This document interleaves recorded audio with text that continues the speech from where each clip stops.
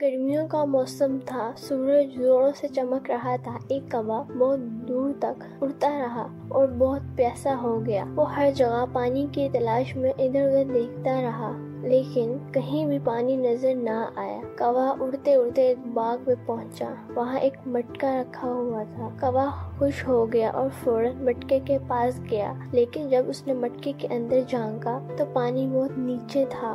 कौवा अपनी चोंच से पानी नहीं पी सकता था। कौवा बहुत समझदार था। इसने मायूसी होने के बजाय सोचना शुरू किया। अचानक उसको एक तरकीब सूझी। वो इधर उधर से छोटे छोटे कंकड़ लाने लगा और मिट्टी से डालने लगा। हर कंकड़ के साथ पानी ऊपर आने लगा। आखिरकार पानी इतना ऊपर आ गया कि कौवा आसानी से अपनी चोंच डालकर पानी पी सका।